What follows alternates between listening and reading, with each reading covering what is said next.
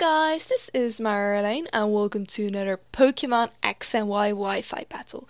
Today we have an awesome match against Ominousacid, aka Mike, and we're doing a mixed tier battle. But before that, I just wanted to say that I have acquired new headphones because my last pair broke, and I acquired these in the first look event I've posted a vlog about on this channel. It was a lot of fun, and I got these much cheaper than they actually usually were, so I'm really happy about that. But what do you think of the sound quality? Because I'm kind of mixed up about that. This headset has a little bit of sponge around the microphone. I'm not really sure if that makes the sound quality worse. So I'd love to hear your opinions. Please put them down in the comments as well. I've also acquired a new camera, so I can make less stripy videos, hopefully. So hopefully you will enjoy that as well. But anyway, let's just move on to the battle. Mike and I brought some UU-ish, RU-ish, and U-ish pokes, because I don't really play OU.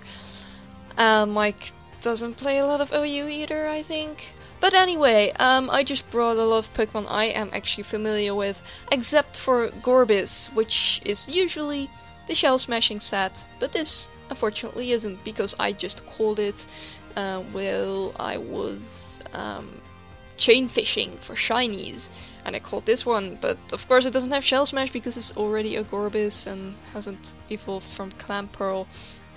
So basically, the thing is pretty useless. So I wasn't really sure what to do with it, but I wanted to use it in a battle anyway. But I immediately have to switch out because there's a freaking Zapdos. So this is my unidentified flying Pokemon. Hahaha, lame joke. But it's actually a really useful Pokemon in this match because it knows Stealth Rocks. And actually Mike's team isn't really too happy with Stealth Rocks. So I'm really happy I brought this Metang with me. And I barely live the Flare Blitz, so I am able to get these rocks on his fields. And I don't really care about Metang now, because what can Metang do? It can't outspeed anything, and it just barely lived. So I just let it die and give Mike some recoil because of the Flare Blitz, even though it's only 1 HP, but whatever. And I'm just going to switch into my Heliolisk to kind of scare him out. Because it's my Scarfed, modest Heliolisk, which is really fast and really strong at the same time. I'm going to Volt Switch because, yeah, of course he would switch out into something like this. But it actually does quite a lot, maybe a third, something like that, which is, that's wonderful. Especially because it's a Salzburg, and Salzburg can be really a pain in the butt.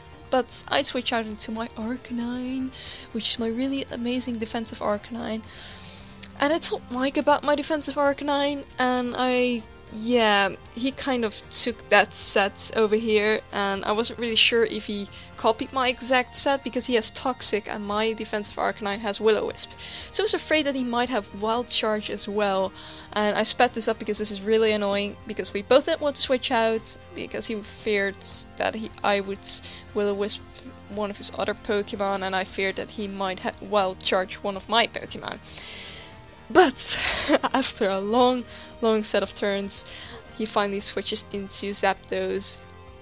And on the turn of his switch, I am going to Morning Sun because I lost quite a lot of HP because of the Toxic. But I really have to switch out because the Toxic damage is just really beginning to hurt me badly. So I am going to switch out as well, and I will switch out into my Heliolisk thinking he would go for the Volt Switch, but he predicted that quite nicely and just went for the U-turn, so he has a Volt Switch and U-turn. Wow! That's actually quite smart. But he switches out into his Primeape, and I didn't want to look at the Mach Punch and think, oh my god, that's not going to be great. At least I think Primeape knows Mach Punch, I'm pretty sure, but not completely. I switch out into Gorbis because Gorbis is kind of my, I don't want to say garbage Pokemon because I actually like Gorbis, but he doesn't have a lot of use in this match.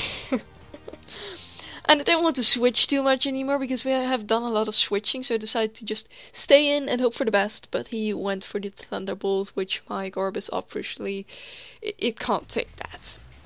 So switch back into my Heliolisk, my savior, and he switches out into his Soulsbuck, and I just decide to just go for the Thunderbolt. No volt switching, no switching out. I'm just going to Thunderbolt because it's going to do a lot on anything, even on the Soulsbuck because the volt switch did a lot earlier. So I am able to take out the Soulsbuck, which is great. He is going to send in the Primeape again, and again I'm afraid of a Mach Punch, even though I'm still not sure if it has Mach Punch. I'm going to look that up afterwards. But I am going to switch out into my beautiful, intimidating Yui, my Arcanine, and I am taking that close combat like a boss. Man, I love my defensive Arcanine. Just it's such a great defensive poke, but it was kind of tedious in this battle because my Mike, because Mike also had that Arcanine, that specific Arcanine, which was kind of stupid.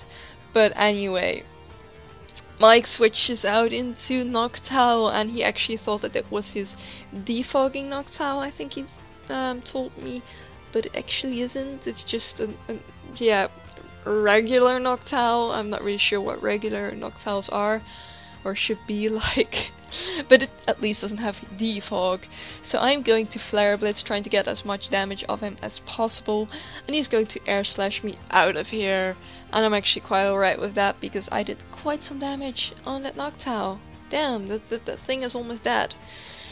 So I need something to take it out with, and who else but Heliolisk, because I'm freaking Scarfed and I can take that thing like a boss. Even if I weren't Scarfed, by the way, because I'm pretty sure that Noctowl is kind of slow. But yeah, I am switching out into my Chestnut.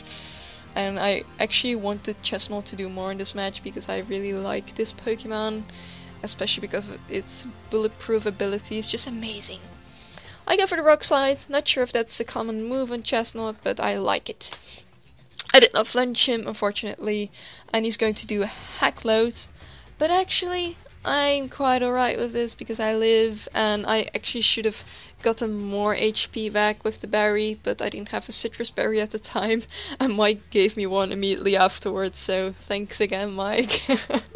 Because I'm not really sure, but I might maybe have lived at extreme speed if I had the citrus berry recovery, but I'm not sure. But anyway, here comes the freaking poke of the match, my Samurott, which is a completely legit Samurott. It's lovely and it's doing a great job at the end of the match. So Stealth Rock damage is still going to be amazing, and I'm just Aqua Jetting his Pokemon out of there. And I just killed 2 Pokemon with Aqua Jet, which I was really happy about already. In comes his Arbok, which intimidates me, and I don't really want to have to intimidate, and I was kind of scared that he would go for the glare, so I switched out into Heliolisk, thinking like what can he do? He's actually going to go for the Gunk Shot. I didn't want to have a Gunk Shot on my beautiful Samurott, so glad I avoided that. So here comes my Samurott again, because I don't really have anything else. He's going to switch out into his Primeape to get the Intimidate off on me again, but in his switch I can do the Sword Stance, and that Sword Stance is definitely going to help me this match. At least I think. I'm not really sure if it completely mattered, but I'm really happy I actually have the Sword Stance up. Here is his Arbok again. He's going to intimidate me, which makes me back to +1. I wanted to go for the Aqua Jet, but I wasn't really sure if that was going to kill, and I didn't want to risk it, so I just decided to go for the Waterfall to do as much damage as possible, and I actually do take Arbok out. So that was a very close match, and I actually thought I was going to lose, because I barely had any Pokemon left and he had like 4 left, but at the end things went really fast and it was a lot of fun. So, thanks Mike for the awesome match, and thank you guys so much for watching.